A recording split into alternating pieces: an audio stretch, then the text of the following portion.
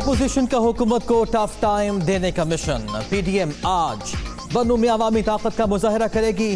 Sports complex میں جلسے کے لیے پنڈال سج گیا. کارکنوں کی آمد کا سلسلہ جاری. فضل الرحمان اور دیگر قائدین خطاب کریں گے. ہم نے واضح طور پر کہہ دیا ہے کہ نیشنل ڈائیلاگ کس سے.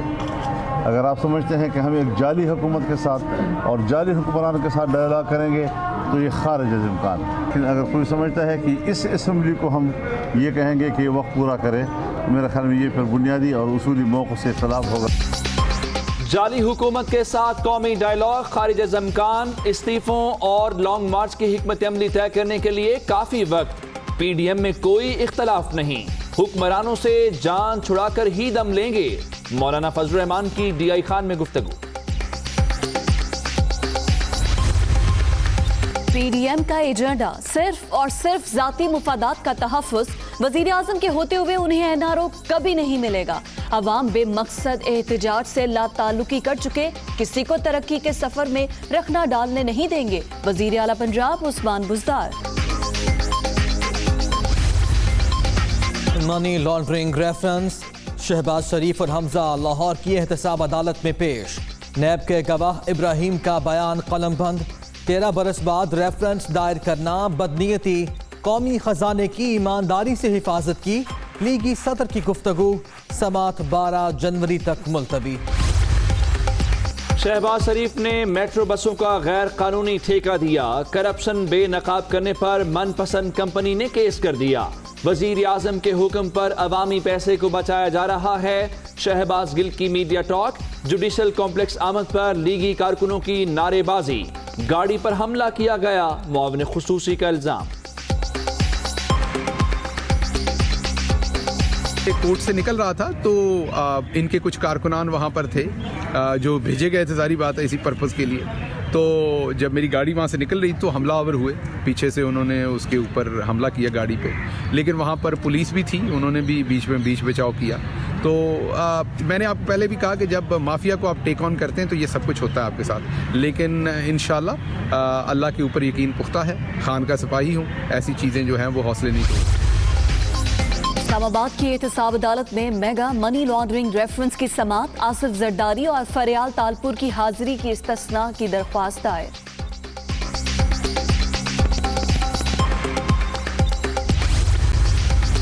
کور کمانڈرز کانفرنس کا مچ واقعے کے شہداء کو خراج عقیدت. دہشت گردوں اور ان کے سہولت کاروں کو ہر قیمت پر شکست دیں گے. شہداء کی قربانیاں رائے گاہ نہیں جائیں گی. شرکاء کا عزم. بھارتی مظالم کا مقابلہ کرتے کشمیریوں سے یکجہتی کا اظہار. کورونا کی دوسری لہر کا زور برقرار. مزید 52 افراد جان سے گئے. اب تک 10,461 اموات. 2,118 نئے مریض. مہلک وائرس سے 4,92,594 شہری متاثر. ایکٹیو کیسز کی تعداد 37,740 تک پہنچ گئی.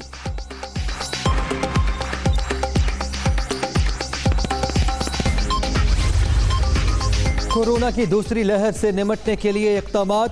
پشاور میں ایس او پیز کی خلاف ورزی پر 4 کمرشل عمارتیں سیل. بازاروں اور دکانوں میں ماسک کا استعمال یقینی بنایا جائے. انتظامیہ کی ہدایت.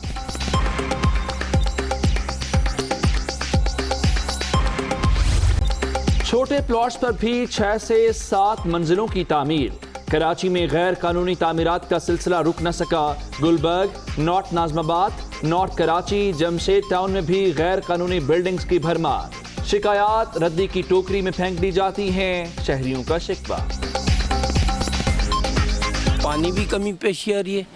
گاڑی پارک کرنے کی بھی مصیبت, نکاسی کی بھی پریشانی ہے. ایک دفعہ رکواتی ہے, دوسری دفعہ پھر وہ بناتے ہیں, پھر وہ توڑتے ہیں. تبارہ میں جو ہے لین دین کر کے, جیسا کہ معاشرے میں ہو رہا ہے, بن جا رہا ہے. ڈائریکٹر علی اعجاز صاحب سے انہوں نے کہا تھا کارروائی ہوگی. 17 تاریخ کو میری ان سے ملاقات ہوئی تھی. ابھی تک جو ہے وہ کوئی کارروائی جو ہے وہ عمل میں نہیں آئی. 3rd فلور کی ناجائز تعمیرات ہو رہی ہیں اور اب کھلے عام ہو رہی ہیں. پہلے تو یہ تھا کہ چھپ چھپا کے ہوتی تھی, اب کھلے عام ہو رہی ہے.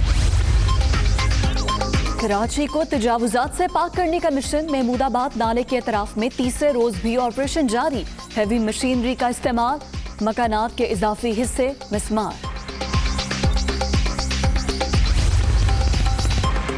रवा माली साल महंगाई की शरह में 7 से 9% इजाफे का खदशा। तरसीलात ज़र 25 अरब डॉलर तक पहुंचने का इम्कान। मुल्क की बरामदात 24 अरब और दरामदात 44 अरब तक रहने की उम्मीद। स्टेट बैंक की समाही रिपोर्ट जारी।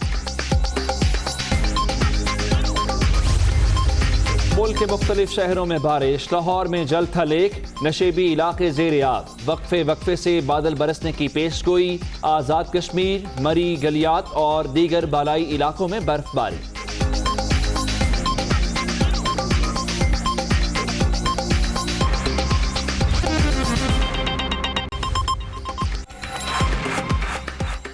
बिस्मिल्लाहिर्रहमानिर्रहीम, अस्सलाम वालेकुम। आप देख रहे हैं दुनिया न्यूज़ और मैं हूं आपके साथ फिजा रियाज। और मैं हूँ उमर दराज।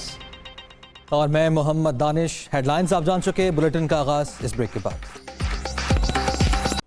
उसामा कत्ल केस के मुतालिक आपको अपडेट करते हैं। गिरफ्तार पुलिस एहलकारों का 7 रोज़ा जिस्मानी रिमांड मंजूर कर लिया गया है। आज इनका 5 रोज़ा जिस्मानी रिमांड मंजूर हुआ।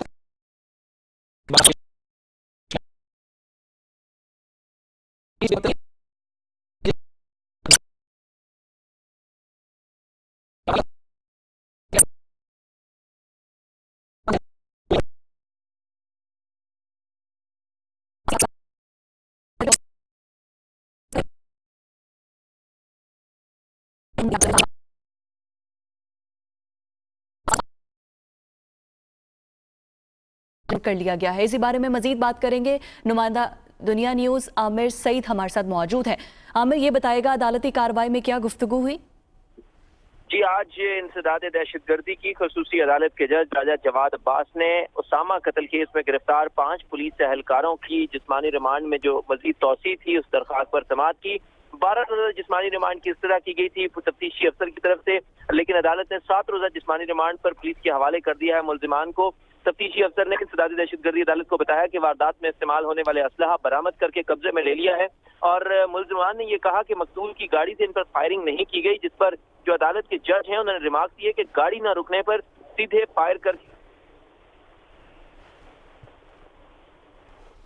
ठीक है आमिर, आप हमें तफसीलात से आगाह कर रहे थे। आज इन्हें अदालत के रूबरू पेश किया गया और यहाँ पे अदालत ने इस सिलसिले में तफ्तीशी अफसर से पूछा कि जहाँ पे ये वक़ूआ हुआ है आपने जाए वक़ूआ की तस्वीर ली, जिस पे उन्होंने अदालत को बताया कि नहीं, जिस पर अदालत ने बरहमी का इजहार किया। आमिर सईद अब्बासी, आपका शुक्रिया।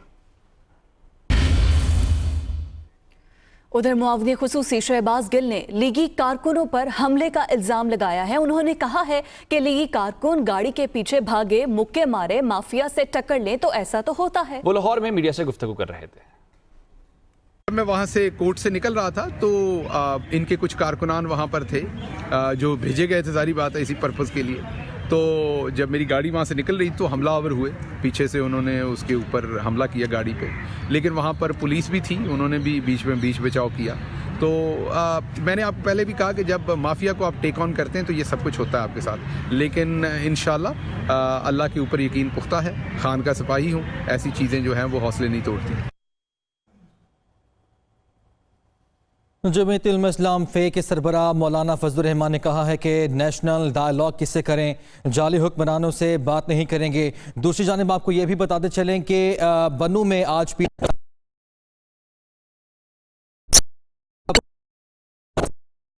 सूरत हाल क्या है जान लेते हैं। हमारे नुमाइंदे जाकिरुल्लाह हमारे साथ मौजूद हैं। जाकिर, कैसी तैयारियां हैं और क्या मनाजिर हैं अभी? से रब्ता करने की कोशिश करेंगे। नाजरीन, ये मनाजिर आप देख सकते हैं। बनू में पीडीएम ने आज पंडाल सजाया है। हुकूमत को घर भिजवाने की ये तहरीक है पीडीएम की, जो कि खासी मुतहरिक दिखाई देती है। मौलाना फजलुर रहमान इसको लीड कर रहे हैं, जो कि सरबराह है पीडीएम के। पहले भी जलसों का एक सिलसिला शुरू किया था पीडीएम ने, उसके बाद रैलीज का सिलसिला शुरू किया था, अब आज फिर जलसा का एहतमाम किया गया है बनू में। तफसीलात जान लेते हैं। जाकिर से हमारा रब्ता बहाल हुआ है। जाकिर, क्या मनाजिर देख रहे हैं आप?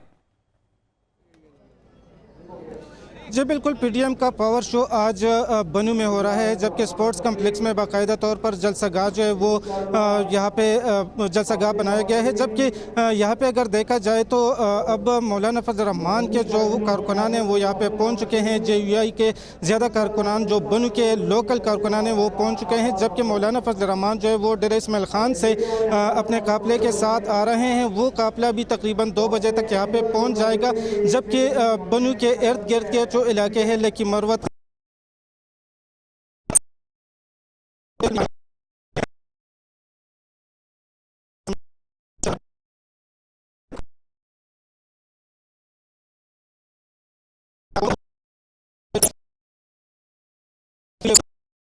2 बजे तक, और फिर वो लोग यहाँ पे खिताब भी अपने कारकुनान से करेंगे, जबकि इसमें आफ्ताब शेरपाऊ भी शामिल है। मौलाना फजल रहमान जो है वो भी खिताब करेंगे अपने कारकुनान से, और साथ में जो यहाँ पे दीगर सियासी जमातों के कारकुनान अवामी नेशनल पार्टी के कारकुनान भी यहाँ पे पहुँच चुके हैं, जबकि यहाँ पे अवामी नेशनल पार्टी से हैदर खान हूती जो है वो यहाँ पे पहुँचेंगे मर्दान से, और वो भी यहाँ पे जलसागाह में खिताब करेंगे। यहाँ पे जलसागाह में तमाम तर इंतजामात जो है वो मुकम्मल कर दिए गए हैं। साथ में मैं आपको ये भी बताता चलूँ कि महकमा स्पोर्ट्स की जानिब से यहाँ पे जलसागाह बनाने के लिए जो नोटिफिकेशन था वो बाकायदा तौर पर जारी किया गया था। इनको इजाज़त नहीं दी गई थी PDM को यहाँ पे जलसे के लिए, लेकिन उसके बावजूद भी यहाँ पे जलसे का अहतमाम किया गया है। जलसे के लिए तमाम इंतजामात जो है वो स्पोर्ट्स कम्प्लेक्स के फुटबॉल ग्राउंड में मुकम्मल कर दिए गए हैं। जलसागाह जो है वो फुटबॉल ग्राउंड में है, लेकिन अगर देखा जाए तो इंतज़ामिया की जानिब से मुकम्मल तौर पर पाबंदी थी कोरोना वायरस की वजह से, तो यहाँ पे उसके बावजूद भी बड़े तादाद में कारकुनान पहुँच चुके हैं और जलसा हो रहा है। जी बिल्कुल ठीक है, तो 2 बजे का टाइम दिया गया है, लेकिन कारकुनों की आमद इस वक्त जारी है। जाकिर, आपने अपडेट किया, शुक्रिया आपका। बराह रास्त आपको लाहौर ले चलते हैं। वज़ीर आज़म के मुआविन ख़ुसूसी शहबाज गिल मीडिया से बातचीत कर रहे हैं। अपने खून से, अपनी जानों से इस वतन अजीज़ के एक एक इंच का दिफा कर रहे हैं, और दुश्मन ताक में रहता है कि उसे जब जहां मौका मिलता है वो कई दफ़ा अपने फॉरेन एजेंट्स को इस्तेमाल करता है हमला करने में, कत्ल गारत करने में, जैसे APS में किया गया या इस सानहे में हुआ। और आपने देखा होगा कि इसके साथ साथ वो जो 5th जनरेशन वॉर है उसमें अब वो सियासतदानों को भी इस्तेमाल करते हैं, उसमें वो मीडिया आउटलेट्स को भी इस्तेमाल करते हैं, आप और बेहतर काम करते हैं। लेकिन अगर वो आपको डिस्करेज करे, डीमोरलाइज करे, आपकी जॉब की अनसर्टेनिटी क्रिएट करे, तो आपकी रिपोर्टिंग पे भी उसका इफेक्ट आता है। इसी तरीके से मुल्क की इकॉनमी भी होती है। मुल्क की, क्योंकि आजकल जंग ही सारी इकॉनमी की है, इकॉनमी में आप कभी ऐसी, एक आम लोग जो घर में बैठे हैं उनको बताने के लिए कि आप कभी किसी ऐसे जगह पर प्लॉट नहीं खरीदते या इन्वेस्टमेंट नहीं करते, आपने भले 5 मरले का प्लॉट जिसका